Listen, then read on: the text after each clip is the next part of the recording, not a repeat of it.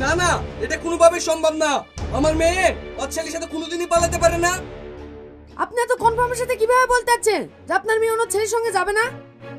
কারণ কিছুদিন আগে ওনার ছেলের সঙ্গে আমার মেয়ের বিয়ে ঠিক হয়েছিল, কিন্তু ওর ছেলে আমার মেয়েকে বিয়ে করতে রাজি হয়নি। এই শুধু আমার ছেলে রাজি হয়নি, তোর মেয়ে তো রাজি হয়নি। আপনাদের ছেলে মেয়ে বিয়ে করতে রাজি হয়নি কেন? রাজি হয়নি খুব ভালো হয়েছে।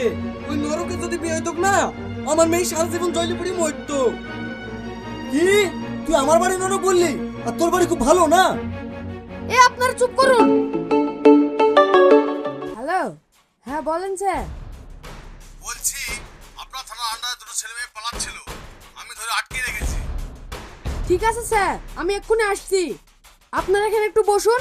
জরামপুর থানায় দুটো ছেলে মেয়ে আটকে রেখেছে, আমি এক্ষুনি নিয়ে আসছি।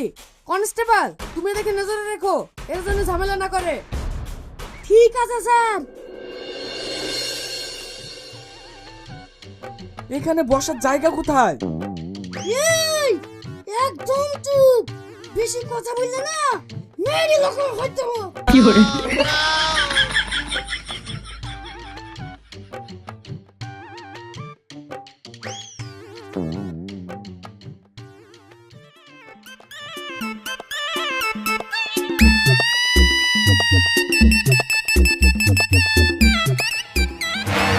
মায়া, তুই এই চরিত্রহীন ছেলের সঙ্গে পালিয়ে গেছিলি? তোর লজ্জা লাগেনি এই ছেলের সঙ্গে পালাইতে? আব্বা, ও খারাপ ছেলে না, ও খুব ভালো ছেলে। এই চুপ কর।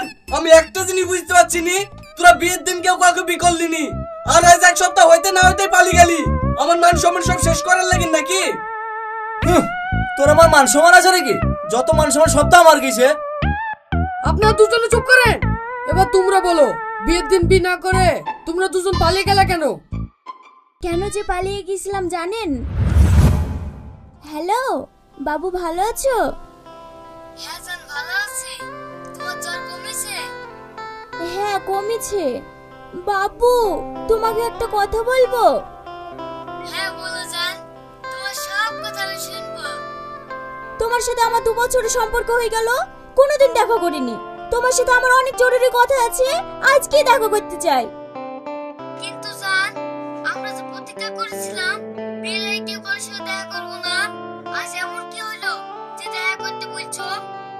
তুমি আসো তো, আমি তোমাকে সব বলবো। ঠিক আছে, কোথায় যেতে হবে তাই বলো। আজ 3টের সময় পলাশী পার্কে চলে আসবা, লেট করবা না।